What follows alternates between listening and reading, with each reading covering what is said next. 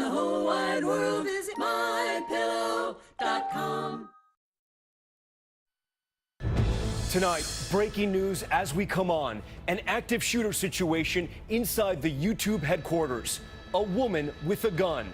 The building on lockdown. Employees led away with their hands in the air. Terrified witnesses. Injuries reported. What we've just learned about the suspect. The tornado threat right now. Watches tonight in 8 states, from Arkansas to Ohio. More than 50 million in the storm zone. Rob Marciano standing by. Troops to the border. President Trump vowing a new crackdown on illegal immigration, saying if Congress won't act, he will. The hot seat, the EPA administrator facing a string of damaging reports. Calls mounting for him to step aside. What the White House is saying about his future. Danger on the tracks. First, this close call for one trucker. Then this, both in the same state. Tonight, the new questions about rail crossing safety. And the boy swept into a Los Angeles sewer, surviving nearly 13 hours. Tonight, telling his story. This is ABC World News Tonight with David Muir. And good evening and welcome to World News Tonight. I'm Tom Llamas, in for David. And we begin with that breaking news from California. The active shooter emergency at YouTube headquarters in San Bruno, one of Silicon Valley's most high-profile companies. Police cars responding to 911 calls from inside neighboring buildings. Outside other buildings also put on lockdown. Multiple agencies responding to the scene. Heavily armed SWAT teams going in. You see them there. Agents securing the scene, allowing people to come out, but with their hands in the air. And tonight we know the shooter was a woman who is now dead, but 4 others are injured. ABC senior national correspondent Matt Gutman with the details just coming in. Shots fired during the lunch hour at the Video Colossus YouTube. The upturned chairs, the bullet casings, and the police emergency calls. Active shooter at 901 Cherry. Now tragically familiar, but not this. A female suspect. So confirming she is the suspect. Affirm, that's what we were told. We did locate a victim with what we believe to be a self-inflicted gunshot wound. It's a female, but the investigation is still ongoing. This is believed to be the first female mass shooter since at least 2010. The first call came in at 12:46 local time. 2 minutes later, police arrive searching for the shooter. This is crazy. We're on lockdown. Upon arrival, officers encountered numerous employees fleeing from the building. It was very chaotic, as you can imagine. Police moving forward, finding hundreds of YouTube employees fleeing, their hands raised. Teams proceeding to clear the building and searching each employee. Inside the Carl's Jr. in San Bruno, medical aid. This man tended to one of the wounded at a nearby business. It's a gunshot wound, so I put like a tourniquet on her to try to help her. The ambulance came, and then they took her away, put a real tourniquet on her. Hospitals and police reporting at least 4 victims have been hospitalized. And Matt Gutman joins us now. Matt, as you reported, police say they found 4 victims. What do we know about the victims' condition right now? Right now, we've spoken to one of the major hospitals treating them, San Francisco General. They say they have received 1 male in critical condition, another female in serious condition, and a third person, another female in fair condition. And right now, police are just trying to figure out what happened here and figure out the actual nature of this attack, Tom. It's all still so fresh. All right, Matt, thanks so much. Much about the YouTube shooting following a common pattern, the shots ringing out, the lockdown, the massive police response. But what was different this time? The suspected shooter was a woman. ABC's Chief Justice correspondent Pierre Thomas on what we're learning about her tonight. Good evening, Pierre. Tom, you're exactly right. It's still early, but they found the female suspect, a gun close by, with that apparent self-inflicted gunshot wound.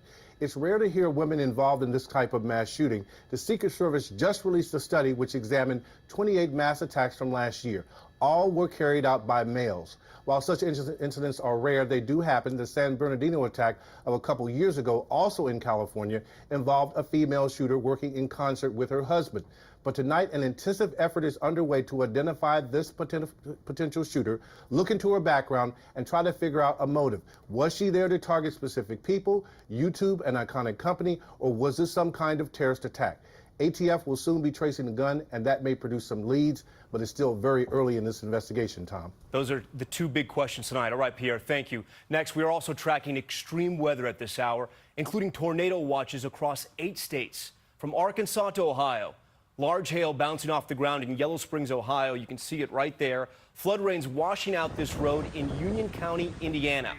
50 million people in the path of severe weather tonight. And ABC senior meteorologist Rob Marciano joining me now. Rob, you're tracking this tornado activity, possible tornado activity? Well, we've got 2 reports of tornadoes, one with damage just east of Dayton, Ohio. You can see that cluster now past Columbus, but another line is moving from Indianapolis all the way down through Little Rock. That's where we have our tornado watch up till 8 and 9 o'clock, and then watch is extended through Texas, Louisiana past that. Cold front pushes east tonight, strong mid-level jet with it, so we could have damaging winds along it. We're going to see snows wrapping around the backside of this, and then by 2 p.m. or thereabouts tomorrow afternoon, the cold front hits the east coast with some strong thunderstorms there, and then wrapping around that, more winter-like wind chills come Thursday morning, Tom. All right, but again, reports of a tornado touching down tonight. And a higher threat for the next couple of hours. All right, Rob, thank you. Let's turn now to politics. We do move on to President Trump's new proposal on border security, vowing to send the military there until he can build the wall.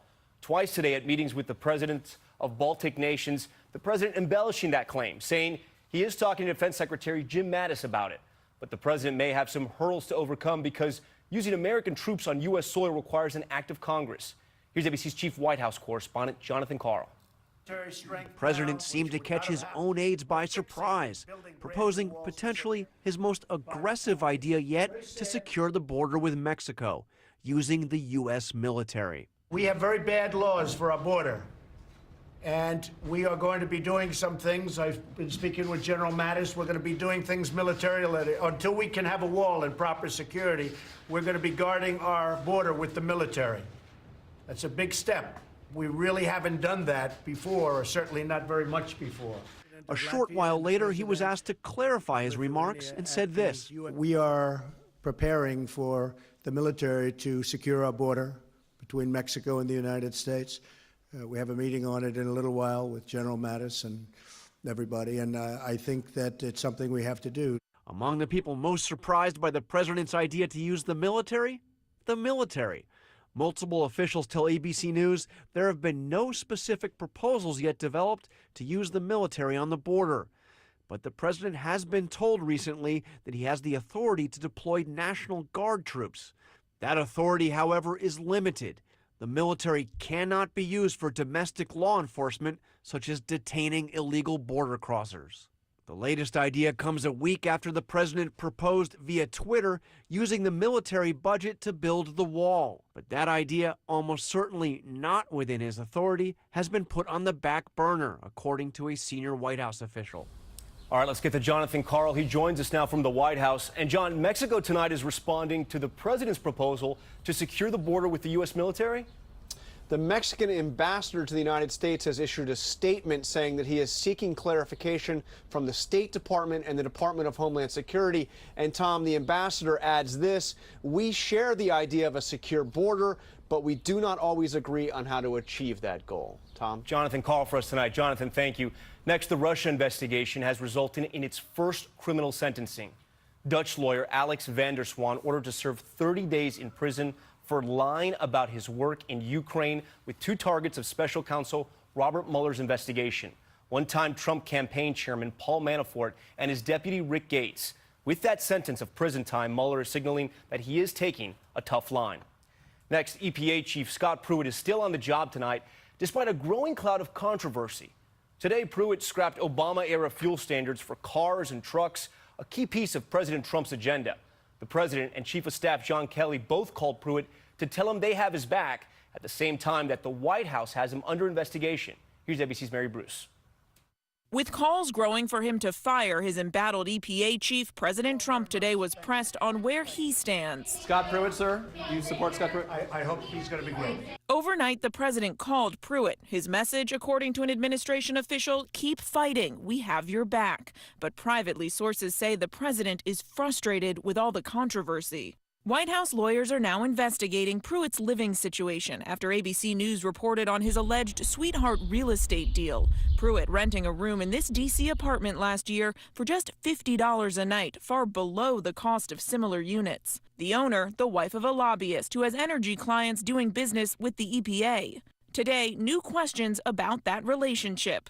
While Pruitt was living in the apartment, the EPA greenlighted a major pipeline project for a Canadian energy company represented by that lobbyist. In a statement to the New York Times, the EPA says any attempt to draw a link between the deal and the living arrangement is patently false and insists the lease on the apartment was consistent with federal ethics regulations. And that lobbyist says he has not lobbied the EPA during the Trump administration. Pruitt is also under fire for reportedly giving 2 top aides large salary hikes, even after the White House refused to sign off. Using a little-known loophole, Pruitt did it anyway, giving one aide a nearly $57,000 pay raise. We caught up with Pruitt today. Administrator Pruitt, do you have the president's support? Was it a mistake to rent that apartment?